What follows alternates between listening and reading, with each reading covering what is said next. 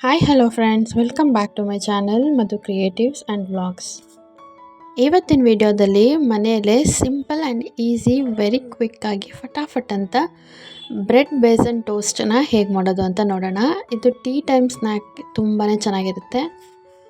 ಮೊದಲಿಗೆ ನಾವಿಲ್ಲಿ ಒಂದು ಬೌಲ್ನ ತೊಗೊಂಡು ಅದಕ್ಕೆ 1 ಕಪ್ ಕಡಲೆ ಹಿಟ್ಟು, ಒಂದು ಅರ್ಧ ಸ್ಪೂನ್ ಆಗುವಷ್ಟು ಚಿಲ್ಲಿ ಪೌಡರ್, 1 ಚಿಟಿಕೆ ಅರಿಶಿನ, ಸಣ್ಣದಾಗಿ ಕಟ್ ಮಾಡಿಟ್ಕೊಂಡಿರೋ ಮೀಡಿಯಮ್ ಸೈಜ್ಡ್ ಒಂದು ಈರುಳ್ಳಿನ ಹಾಕ್ಕೊಂಡಿದ್ದೀನಿ.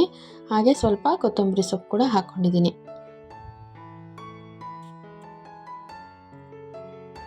ನೆಕ್ಸ್ಟ್ ಇದಕ್ಕೆ ಒಂದು ಸ್ವಲ್ಪ ಜೀರಿಗೆ, ಒಂದು ಸ್ವಲ್ಪ ರುಚಿಗೆ ತಕ್ಕಷ್ಟು ಉಪ್ಪು, ಹಾಗೆ 1 ಸ್ಪೂನ್ ಆಗುವಷ್ಟು ಸಣ್ಣದಾಗಿ ಕಟ್ ಮಾಡ್ಕೊಂಡಿರೋ ಹಸಿ ಶುಂಠಿನ ಹಾಕ್ಕೊಳ್ಳಿ. ನಂತರ ಇದಕ್ಕೆ ನೀರನ್ನು ಹಾಕ್ಕೊಂಡು ಎಲ್ಲವನ್ನು ನೀಟಾಗಿ ಮಿಕ್ಸ್ ಮಾಡ್ಕೊಳ್ಬೇಕು. ಫ್ಲೂಯಿಡ್ ಕನ್ಸಿಸ್ಟೆನ್ಸಿ ಇರಬೇಕು. ನೆಕ್ಸ್ಟ್ ಇದನ್ನ ಒಂದು ಪ್ಲೇಟ್ಗೆ ಹಾಕೊಳ್ಳೋಣ.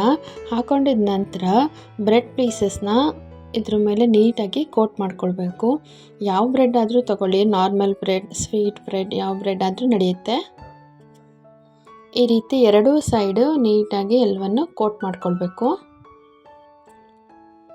ಪಕ್ಕದಲ್ಲೇ ಒಂದು ತವಾನ ಬಿಸಿ ಮಾಡೋದಕ್ಕೆ ಇಡಿ. ಅದಕ್ಕೆ 1 ಸ್ಪೂನ್ ಆಗುವಷ್ಟು ಆಯಿಲ್ ಅಥವಾ ತುಪ್ಪನೂ ಕೂಡ ಬಳಸ್ಕೊಳ್ಬೋದು.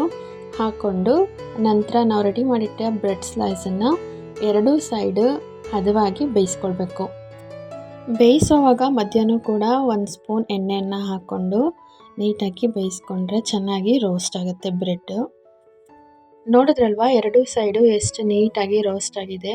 ನಾವು ಕಡಲೆ ಹಿಟ್ಟನ್ನ ಬಳಸಿರೋದ್ರಿಂದ ಅದು ಹಸಿ ಇರುತ್ತಾ ಅನ್ನೋ ಚಿಂತೆನೇ ಬೇಡ. ಹಸಿ ಸ್ಮೆಲ್ ಅಂತೂ ಖಂಡಿತ ಇರಲ್ಲ. ಸ್ಟವ್ ಫ್ಲೇಮನ್ನು ಮೀಡಿಯಮಲ್ಲಿ ಇಟ್ಕೊಂಡು ಎರಡೂ ಸೈಡು ಈ ರೀತಿ ರೋಸ್ಟ್ ಮಾಡಿಕೊಂಡ್ರೆ ತುಂಬಾ ಚೆನ್ನಾಗಿರುತ್ತೆ.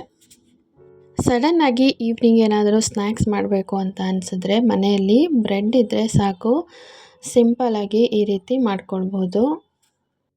ಈ ವಿಡಿಯೋ ಇಷ್ಟ ಆದರೆ ಲೈಕ್ ಮಾಡಿ, ಶೇರ್ ಮಾಡಿ, ಹಾಗೆ ಕಾಮೆಂಟ್ಸ್ನ ಕೂಡ ಮಾಡಿ. ಮುಂದೆ ಯಾವ ರೀತಿ ವಿಡಿಯೋಸ್ ಬೇಕು ಅಂತ ನನಗೆ ಕಾಮೆಂಟ್ಸ್ನಲ್ಲಿ ತಿಳಿಸಿ. ಇನ್ನೂ ಯಾರೆಲ್ಲ ನನ್ನ ಚಾನಲ್ಗೆ ಸಬ್ಸ್ಕ್ರೈಬ್ ಆಗಿಲ್ವೋ ಪ್ಲೀಸ್ ಸಬ್ಸ್ಕ್ರೈಬ್ ಮಾಡ್ಕೊಳ್ಳಿ. ಹಾಗೆ ಈ ವಿಡಿಯೋ ಇಷ್ಟ ಆದರೆ ಲೈಕ್ ಮಾಡಿ. Thanks for watching.